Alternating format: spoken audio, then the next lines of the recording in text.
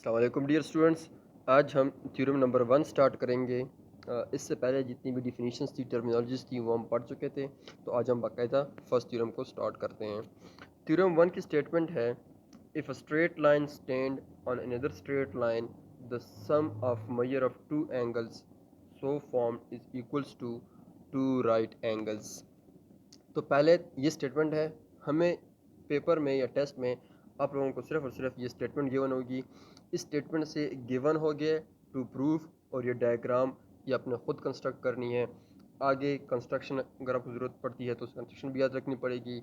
और इसके बाद जो प्रूफ होगा, प्रूफ में दो पार्ट हैं, एक स्टेटमेंट, दूसरा रीजंस। तो ये सारे आपको खुद प्रूफ करने पड़ेंगे, सारी आपको देनी पड़ेगी। आपको सिर्फ और सिर्फ ये स्टेटमेंट गिवन होगी। तो इस स्टेटमेंट को समझने से पहले इसमें कुछ टर्मिनोलॉजीज़ हैं, इनको समझते हैं कि ये क्या चीज़ें होती हैं। फिर वहाँ इसके बाद देखते हैं कि इस स्टेटमेंट से गिवन हम क्या निकाल सकते हैं और स्टेटमेंट से हम टू प्रूफ क्या निकाल सकते हैं। तो एक इसमें जिक्र है स्ट्रेट लाइन का। स्ट्रेट लाइन को तो आपको पता ही होगा, ये स्ट्रेट लाइन है, ये भी स्ट्रेट लाइन है, ये भी स्ट्रेट लाइन है। ज़रूरी नहीं है कि वो स्ट्रेट लाइन जो है वो या हॉरिजॉन्टली हो, लाइक ऐसे पड़ी हुई हो, हॉरिजॉन्टली हो, या वर्टिकली हो, इस तरह हो। ज़रूरी नहीं है कि ये स्ट्रेट लाइन हो। स्ट्रेट लाइन और भी डिफरेंट टाइप्स की हो सकती हैं, लाइक ये भी स्ट्रेट लाइन, ये भी स्ट्रेट लाइन, ये भी स्ट्रेट लाइन। सिर्फ ये है कि वो स्ट्रेट हो, बाकी डायरेक्शन वायरेक्शन उसकी जो भी हो उससे कोई फ़र्क नहीं पड़ता। ये तो स्ट्रेट लाइन के बारे में है। दूसरा राइट एंगल्स की बात हो रही है। राइट एंगल जो होता है वो 90 डिग्री को कहते हैं। तो सम ऑफ राइट एंगल का मतलब है कि वो दो राइट एंगल बन रहे होंगे, उनका जो सम होगा तो वो 90 प्लस 90 180 की इक्वल होगा। तो ये चीज़ें आपको पता होनी चाहिए कि राइट एंगल क्या चीज़ होती है, स्ट्रेट लाइन क्या चीज़ होती है। अब हमारे पास अगर ये कहता है, if a straight line stands on another straight line, मतलब ये है कि कोई एक स्ट्रेट लाइन दूसरे स्ट्रेट लाइन के ऊपर स्टैंड करे। कैसे स्टैंड करे? स्ट्रेट करे, किसी ख़ास एंगल से करे, हमें नहीं पता। मीन वो ऐसे भी हो सकता है, ऐसे भी हो सकता है, ऐसे भी हो सकता है, ऐसे भी हो सकता है, ऐसे भी हो सकता है। ये स्ट्रेट लाइन है, इस पे ये भी स्टैंड कर रही है, ये भी स्टैंड कर रही है, ये भी स्टैंड कर रही है, ये भी स्टैंड कर रही है, ये भी स्टैंड कर रही है, ये भी स्टैंड कर रही है। तो हमें सिर्फ इतना पता है कि एक स्ट्रेट लाइन दूसरे के ऊपर स्टैंड कर रही है, बस। तो हमने क्या करना है, एक स्ट्रेट लाइन उसके ऊपर दूसरी स्टैंड कर रही है।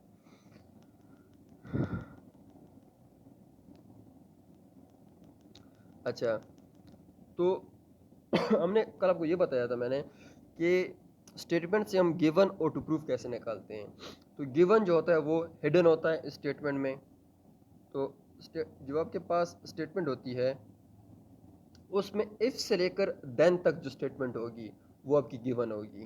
लाइक यहाँ पे क्या है, if a straight line stand on another straight line, if से लेकर देन कॉमा तक, या कॉमा तक या देन तक। अगर इसमें कॉमा आया हुआ है तो कॉमा तक हम देखेंगे, अगर देन आया हुआ है तो देन तक देखेंगे।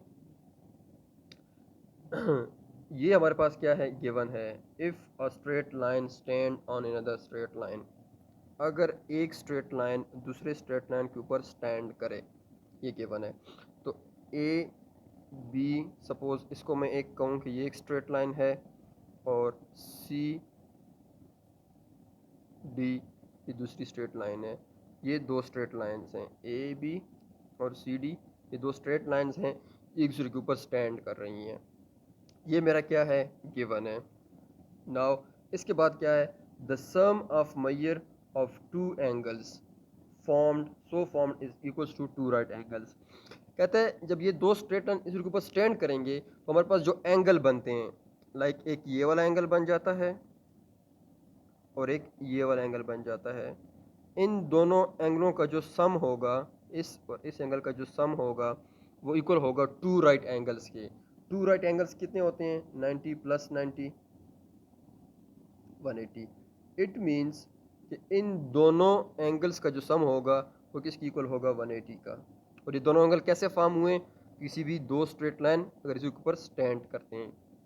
तो मेरे पास गिवन क्या है कि ए बी और सी डी दो स्ट्रेट लाइन हैं और वो एक के ऊपर स्टैंड कर रहे हैं, या मैं कह सकता हूँ कि सी डी स्टैंड कर रहा है स्ट्रेट लाइन ए बी पर। ये मेरे पास गिवन होगा और ये मैं गिवन में लिख दूंगा। अब प्रूफ में क्या करना है कि इससे जो एंगल बनते हैं, अब कॉमा के बाद जो स्टेटमेंट है, the sum of measure of two angles so formed, कि एंगल बी डी सी, ये वाला angle angle B D C plus ये वाला angle angle C D A या ए डी सी, इन दोनों को अगर मैं ऐड करूं, सम करूं, तो वो 180 की इक्वल होगा। ये मैंने प्रूफ करना है। तो ये जो गिवन और टू प्रूफ हैं, ये हमने स्टेटमेंट से खुद निकाली हैं। ये स्टेटमेंट में हिडन होती हैं ये चीज़ें। सो इसकी तरीका क्या है कि स्टेटमेंट में इफ़ से लेकर कॉमा तक या इफ़ से लेकर देन तक जो स्टेटमेंट होती है वो आपकी गिवन होती है, एंड कॉमा के बाद की बाद की स्टेटमेंट या देन की बाद की स्टेटमेंट वो आपकी टू प्रूफ होती है। अच्छा, तो ये देखें, इन्होंने डायग्राम भी इसके मुताबिक डायग्राम बना लिया है। ए बी कोई स्ट्रेट लाइन है, सी डी उसके ऊपर स्ट्रेंड कर रहा है, तो एंगल सी डी बी या B D C plus A D C, ये जो है उनका जो सम होगा वो 180 की इक्वल होगा। अब अगर हम लिखते हैं ये जो एंगल है, इस एंगल को मैं दो तरीक़ों से लिख सकता हूँ। इसको मैं ऐसे भी लिख सकता हूँ, एंगल बी डी सी या एंगल सी डी बी। इस तरह कोई लिखना चाहे तब भी सही है, कोई इस तरह लिखना चाहे तब भी सही है। इसमें सिर्फ जो मेन बात होती है वो क्या होती है कि जिस पॉइंट पे एंगल बन रहा हो वो पॉइंट बीच में होना चाहिए। जैसा कि डी पे एंगल बन रहा है तो डी बीच में है, बी यहाँ पे हो या यहाँ पे हो इससे फ़र्क नहीं पड़ता। इसी तरह सी यहाँ पे हो या यहाँ पे हो, इससे कोई फ़र्क नहीं पड़ता। जिस पॉइंट पे एंगल बन रहा हो वो दरमियान में होना चाहिए। इसको अगर मैं और एक्सप्लेन करूँ तो इसका मतलब ये होगा, एंगल बी डी सी का मतलब ये हुआ कि angle C D B, D पे एंगल बन रहा है, एक सी डी आर्म है और दूसरा बी डी आर्म है, तो इन दो आर्म से एक एंगल बन रहा है जिसको हम कहते हैं एंगल सी डी बी या बी डी सी। इसी तरह जो दूसरा एंगल बन रहा है, सपोज ये इस तरह है A B, D suppose C, दूसरा एंगल ये वाला है। अब ये एंगल कैसे बना है, सी डी आर्म और ए डी आर्म से मिलकर बना है। इस एंगल को मैं क्या नाम दूंगा, या कहूँगा एंगल ए डी सी या कहूँगा angle C D A. Angle D पे बन रहा है लेकिन अब आर्म एक सी डी आर्म है दूसरा डी ए आर्म है, तो इसका मतलब है इस एंगल की बात हो रही है। सही है, तो ये हमारा टू प्रूफ है। इन दोनों का सम जो है वो 180 की इक्वल होना चाहिए। अब हम क्या कर लेते हैं, एक परपेंडिकुलर लाइन ड्रा कर लेते हैं ए बी के ऊपर। परपेंडिकुलर का मतलब होता है कि अगर ये ए बी स्ट्रेट लाइन है, इसके ऊपर मैं परपेंडिकुलर लाइन गिरा देता हूँ, तो परपेंडिकुलर लाइन की प्रॉपर्टी ये होती है कि वो इसके साथ 90 डिग्री का एंगल बनाएगी। यहाँ पे भी 90 और यहाँ पे भी 90। तो परपेंडिकुलर का मतलब ये होता है कि अगर ये है सपोज ई, ये है डी, तो एंगल ई डी बी भी 90 का होगा और ई डी ए भी 90 का होगा। तो परपेंडिकुलर का मतलब यही है कि वो लाइन जो 90 का एंगल बनाती हो तो उसे हम परपेंडिकुलर कहते हैं, या उस एंगल को हम राइट एंगल कहते हैं। तो हमने कंस्ट्रक्शन में क्या कहा है कि डी ई जो है वो परपेंडिकुलर है ए बी पर, और परपेंडिकुलर के लिए हम मैथमेटिक्स में क्या सिंबल यूज़ करते हैं, ये वाला सिंबल यूज़ करते हैं। This symbol is used for perpendicular. Perpendicular की spelling P E R, perpendicular.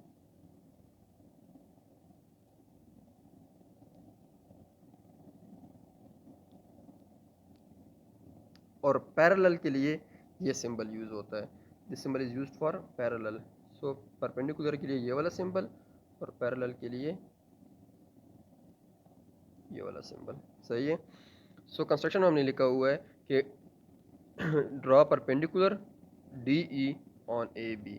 तो डी ई एक परपेंडिकुलर है जो ए बी पर ड्रा किया गया है। इसका अल्टरनेट मतलब ये हुआ कि ई डी बी का एंगल भी 90 होगा और ई डी ए का एंगल भी 90 होगा। इसके बाद अब आते हैं हम अपने मेन चीज़ की तरफ जिसमें प्रूफ है। प्रूफ में दो पोर्शन होते हैं, एक को हम कहते हैं स्टेटमेंट और दूसरे को हम कहते हैं रीज़न। यहाँ पे हम जो स्टेटमेंट लिखेंगे उसकी कोई ख़ास रीज़न देंगे, कोई स्टेटमेंट लिखेंगे उसकी कोई रीज़न देंगे, और इससे अपना थ्योरम जो है वो प्रूव करेंगे। अब देखें एंगल ई डी बी ये 90 डिग्री है। वाई, बिकॉज ये ई डी जो है वो पूरे ए बी पे परपेंडिकुलर है, तो परपेंडिकुलर का एंगल 90 होता है। तो ये परपेंडिकुलर क्यों है ये हमने कंस्ट्रक्शन में कहा हुआ है, इसकी जो रीज़न होगी वो होगी कंस्ट्रक्शन। इसी तरह ई डी ए जो एंगल है वो भी क्या है, 90 डिग्री का एंगल है। सो दोनों का रीज़न जो है वो कंस्ट्रक्शन है, बिकॉज दोनों जो है हमने कंस्ट्रक्शन में कहा है कि ये परपेंडिकुलर है।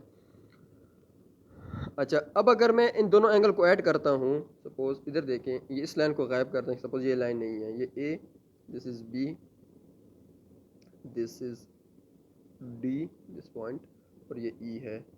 तो कंस्ट्रक्शन की वजह से ये भी 90 होगा, ये भी 90 होगा। ई डी बी भी 90 की इक्वल है और ई डी ए भी 90 की इक्वल है कंस्ट्रक्शन की वजह से, बिकॉज कंस्ट्रक्शन में हमने कहा है कि ई डी जो है वो परपेंडिकुलर है ए बी के ऊपर। अब अगर मैं इस एंगल और इस एंगल को ऐड करता हूँ तो इसे क्या आएगा, लेफ्ट साइड पे इन दोनों इक्वेशनों को ऐड करें आप। लेफ्ट साइड पे आएगा angle B D E plus angle E D A. इन दोनों इक्वेशनों के जो लेफ्ट लेफ्ट साइड है वो आपस में ऐड हो जाएंगे, और राइट साइड जो है ना वो भी आपस में ऐड हो जाएंगे, इक्वल्स टू राइट साइड दोनों के हैं 90 प्लस 90। मैंने सिंपल क्या किया है, इन दोनों इक्वेशनों को ऐड किया है। दोनों इक्वेशन को ऐड करते हैं तो दोनों इक्वेशंस के लेफ्ट साइड्स आपस में ऐड होते हैं और राइट साइड्स आपस में ऐड होते हैं। तो यहाँ पे मैंने लेफ्ट साइड ऐड किए हैं angle B D E plus angle E D A, और यहाँ पे राइट साइड ऐड किए हैं 90 प्लस 90। 90 प्लस 90 से क्या आ जाएगा, 180 आ जाएगा। अब हम देखते हैं एक और बात, ये जो एंगल है ई डी बी, ये टोटल जो है वो 90 डिग्री का है, लेकिन ये आप देख सकते हैं डायग्राम में कि एक ये लाइन बी है, दिस लाइन इज सी। अब सी डी बी ये वाला एंगल है, ये वाला एंगल, ये जो एंगल है, और ई डी सी जो है वो ये वाला एंगल है, सही है।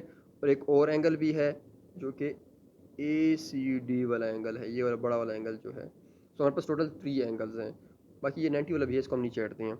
तो अब देखें एंगल बी डी सी, ये वाला जो एंगल है B D C plus C D E, B D C plus C D E, ये दोनों मिलकर कौन सा एंगल बनाते हैं, एंगल बी डी ई का एंगल बनाते हैं, सही है। दोबारा दिखाता हूँ आपको। बी डी सी ये वाला एंगल, ये वाला angle, plus angle E D C ये वाला एंगल, ये दोनों एंगल मिलकर मुझे टोटल एंगल देंगे। टोटल एंगल क्या है, ई डी बी। तो B D C plus C D E is equals to angle B D E. अब यहाँ पे जो हमारे पास बी डी ई है उसकी वैल्यू हम रिप्लेस कर लेते हैं। ये जो बी डी ई है ये किसकी इक्वल है, ये B D C plus C D E की इक्वल है। So angle B D E is equals to B D C ये वाला प्लस सी डी ई ये वाला, ये plus E D A as it is, equals to 90 plus 90 is 180, सही है। अब देखते हैं किस किस एंगल को देखते हैं, इसके अलावा अब इस एंगल को देखते हैं। अब ये जो एंगल है एंगल ए डी ई, इसको अगर मैं ऐड करूं इस एंगल के साथ, ए डी ए जो एंगल जो होगा वो यहाँ से यहाँ तक वाला एंगल होगा। अगर इस एंगल को ऐड किया जाए इस वाले एंगल के साथ, ये मुझे क्या देगा, ये मुझे टोटल वाला एंगल देगा, एंगल ए डी सी ये एंगल देगा। तो ये जो एंगल है जो 90 है ये किसकी इक्वल है, एंगल ए डी ई या ई डी ए।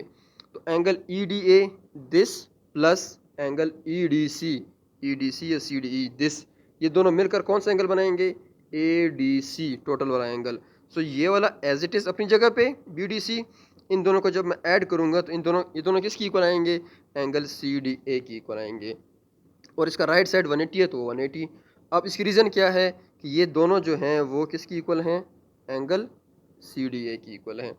अब ये देखें angle B D C plus C D A is equals to 180, ये और जो हमने प्रूफ करना है ये एग्जैक्टली एक ही चीज़ है, और यहाँ तक हमारा थ्योरम जो है वो प्रूफ हो जाता है।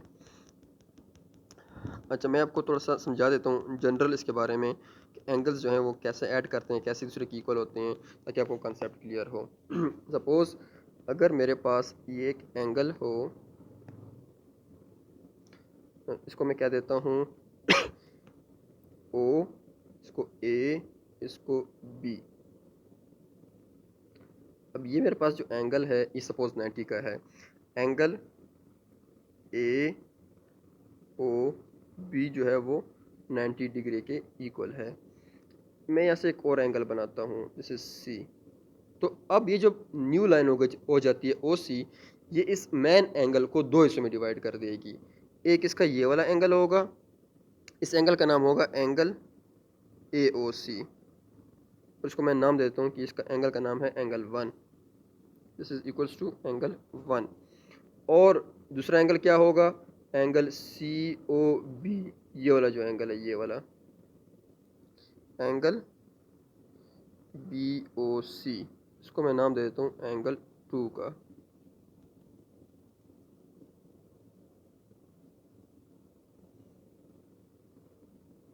ये जो एंगल होगा यहाँ से यहाँ तक जो एंगल होगा, अब इन दोनों एंगल को जब ऐड करेंगे BOC इसको, अच्छा मैंने इसका नाम नहीं लिखा हुआ, गलत हो गया। इसको मैंने एंगल 1 का नाम दिया हुआ है AOC को, और एंगल BOC को मैंने 2 का नाम दे दिया सपोज। अब जब मैं 1 और 2 को ऐड करूँगा, 1 ये वाला एंगल है यहाँ से यहाँ तक ये वाला एंगल, प्लस ये जो एंगल है ये एंगल 2 है, इन दोनों को जब ऐड करेंगे तो मेरे पास ये टोटल वाला एंगल बन जाएगा। सही है, इस एंगल को और इस एंगल को जब ऐड करेंगे तो टोटल एंगल बन जाएगा। सो यही जो चीज़ है मेन, ये इसमें यूज़ हो रही है। तो आपको ये पता होना चाहिए, अगर एक एंगल के अंदर दो और एंगल बन रहे होते हैं तो उन एंगल को ऐड करने से ओरिजिनल वाला एंगल दोबारा बन सकता है। सही है, यहाँ पे ये फर्स्ट थ्योरम हो गया है। अब इसका सेकंड थ्योरम करेंगे और ये इसका कन्वर्स पार्ट है। कन्वर्स इसलिए है, उसका इसका गिवन हमारे पास क्या था, कि गिवन ये था कि अगर दो स्ट्रेट लाइन हो AB और CD ऊपर स्टैंड करें तो उनके जो, ये गिवन है यहाँ पे, तो ये गिवन जो होगा ये अगले थ्योरम में टू प्रूफ होगा। और इसका टू प्रूफ क्या था कि एंगल BDC प्लस CDE इनका जो सम होगा वो 180 की होगा, तो वहाँ पे ये गिवन होगा, मतलब मुझे ये 180 की इक्वल गिवन होगा तो मैंने स्ट्रेट लाइन को प्रूफ करना होगा। तो ऐसी थ्योरम जिसमें इसका गिवन दूसरे का प्रूफ और इसका टू प्रूफ उसका गिवन बन जाए, तो ये दो थ्योरम होते हैं आपस में क्या होते हैं, कन्वर्स थ्योरम होते हैं एक दूसरे के। सो जो सेकंड थ्योरम है ये है कन्वर्स है पहले थ्योरम का।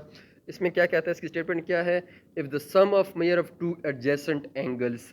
अब कल हमने एडजेसेंट एंगल को थोड़ा डिफाइन किया था कि एडजेसेंट एंगल क्या होता है। यहाँ पे कहते हैं अगर मेरे पास दो एडजेसेंट एंगल का सम जो है वो टू राइट एंगल्स की इक्वल हो, two right angles means 90 plus 90 180 की इक्वल हो, तो टू राइट एंगल का मतलब ये हुआ कि 180 की इक्वल है। इफ से लेकर कॉमा तक जो स्टेटमेंट है ये मेरे पास क्या होगी, गिवन होगी। सो ये सारी मेरे पास गिवन है। इसमें क्या है, if the sum of measure of two adjacent angle is equals to right angle. तो पहले हम एडजेसेंट एंगल बनाते हैं। ये देखें ये एडजेसेंट एंगल जो इन्होंने बनाए हुए हैं AB और ये CD, ये एडजेसेंट क्यों है। अब देखें एंगल BDC या CDB जिसको इन्होंने एंगल 2 का नाम दिया हुआ है, और एंगल ACDA या ADC इसको एंगल इन्होंने एंगल 1 का नाम किया हुआ है, कहा हुआ है। ये दोनों एंगल आपस में क्या एडजेसेंट एंगल्स हैं। एडजेसेंट इसलिए हैं कि एडजेसेंट एंगल के लिए कल हमने दो कंडीशन पढ़ी थी। एक ये कि इन दोनों एंगल्स में एक आर्म जो है वो कॉमन हो। लाइक देखें इस एंगल में CD और BC ये BD दो आर्म है, और दूसरे एंगल में CD और AD ये दूसरा आर्म है। तो इन दोनों एंगल में जो CD वाला आर्म है ये कॉमन है। तो एक ये बात होनी चाहिए थी कि इनका जो एक आर्म हो वो कॉमन हो, और दूसरा कि जिस पॉइंट पे एंगल बन रहा हो वो वर्टेक्स भी कॉमन हो। तो आप देख सकते हैं कि ये दोनों एंगल जो हैं 1 2 वो 1D पे बन रहे हैं। तो पहली बात इसकी ये वाली थी, और दूसरी कंडीशन क्या थी कि इन दोनों एंगल्स के आपस में क्या हो, जो इनका इंटीरियर बनता हो वो उसमें कुछ कॉमन ना हो, वो इसमें इंटरसेक्शन जो है वो एम्प्टी सेट हो। तो जो एंगल 2 है उसका जो है ये इंटीरियर है, और जो एंगल 1 है उसका ये इंटीरियर है। अब देख सकते हैं कि इन दोनों में कुछ भी कॉमन नहीं है, ये इस प्लेन में है और ये दूसरा एंगल है वो इस प्लेन में है। तो इनमें से कुछ भी ऐसा कुछ नहीं है जो कॉमन हो, डिफरेंट डिफरेंट जो है वो प्लेन्स में एंगल बन रहे हैं। सो ये आपस में क्या है, एडजेसेंट एंगल्स हैं। तो इन दोनों एंगल का 1 2 अगर मैं कहूँ तो वो क्या होने चाहिए, 180 की इक्वल होने चाहिए। ये हमारे पास गिवन है, if the sum of measure of two adjacent angles is equals to two right angle means 180। तो CDA और CDB ये एडजेसेंट एंगल्स हैं। यहाँ पे हम गिवन में हम क्या कहेंगे कि BDC और CDA और टू एडजेसेंट एंगल्स, और इनका सम किसकी इक्वल होना चाहिए, टू राइट एंगल्स के, मींस 90 प्लस 90 180 की इक्वल होना चाहिए। उसके बाद जो स्टेटमेंट है कॉमा या then, the external arms of the angles are straight lines. तो ये हमने प्रूफ करना है, ये हमारा टू प्रूफ है। ये जो एक्सटर्नल आर्म्स हैं, अब हमारे पास एक्सटर्नल आर्म हमारे पास कौन सी है, ये जो सी डी है और ए बी है, ये एक्सटर्नल आर्म्स हैं टोटल दोनों एंगल्स के। ये आपस में क्या होने चाहिए, स्ट्रेट लाइन होने चाहिए। तो हमने क्या करना है कि ए बी जो है इसको एक स्ट्रेट लाइन शो करना है। सी डी हमारे पास स्ट्रेट लाइन है, ए बी को हमें स्ट्रेट लाइन शो करना है। तो प्रूफ करते हैं इसको। हमारे पास क्या गिवन है, गिवन है कि B D C plus C D A जो है वो 90 प्लस 90 की इक्वल है।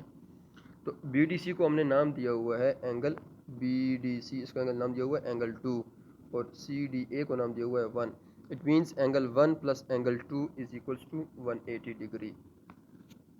अब देखें, ये हमारे पास सप्लीमेंट्री एंगल की डिफिनीशन है। अगर दो एंगल का सम जो है वो 180 हो तो दोनों एंगल आपस में क्या होंगी, सप्लीमेंट्री एंगल होंगी। और एक मेरे पास दूसरा डिफिनीशन है कम्प्लीमेंट्री एंगल का। अगर दो एंगलों का सम जो है वो 90 डिग्री हो तो वो दोनों एंगल एक दूसरे के क्या होंगे, कम्प्लीमेंट्री एंगल होंगे। तो यहाँ पे देखें, इन दोनों एंगल्स का जो सम है वो 180 की इक्वल आ रहा है। तो ऐसे दो एंगल्स, डिफरेंट एंगल्स जिनका जो सम है वो 180 की इक्वल हो, उनको क्या कहते हैं, सप्लीमेंट्री एंगल कहते हैं। तो मैं ये कह सकता हूँ कि 1 2 जो है वो सप्लीमेंट्री एंगल्स हैं।